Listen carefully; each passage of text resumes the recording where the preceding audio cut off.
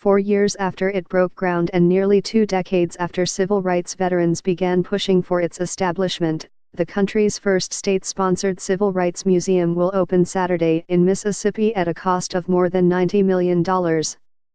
But for all the work that went into it and a companion state history museum here in the state capital, a growing number of the civil rights pioneers and modern-day activists it's supposed to honor are boycotting its kickoff event.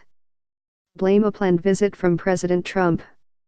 Trump has pompously shown a wanton disregard for the continuing struggles for civil, human and women's rights, and his presence is an intolerable contradiction, said Chokwe Antar Lumumba, the city's black mayor, who on Friday joined the list of those planning to boycott Saturday's opening ceremony.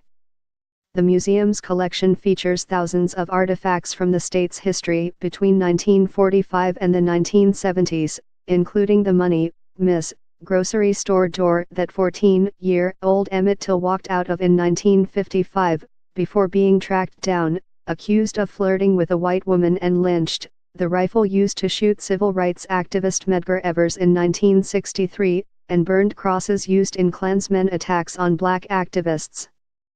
The names of those killed in more than 600 documented lynchings are spread throughout the galleries. The launch of the Mississippi Civil Rights Museum and the Museum of Mississippi History, a connected series of exhibits spanning 15,000 years of local history, had attracted civil rights luminaries and their families from across the country before the White House said this week that Trump would speak. In a matter of days, support has collapsed among key African American leaders. Saying Trump's record on civil rights is abysmal, the president of the National Association for the Advancement of Colored People has called for the president to skip the event. Rep. John Lewis, a prominent Georgia Democrat who helped organize the 1964 Freedom Summer voting drives in Indiana, Mississippi, said he would not show up unless Trump bowed out. More absences, former Gov. Ray Mabus and Rep. Benny Thompson, both Mississippi Democrats, and several state politicians, including the Democratic chair of the Mississippi Black Caucus.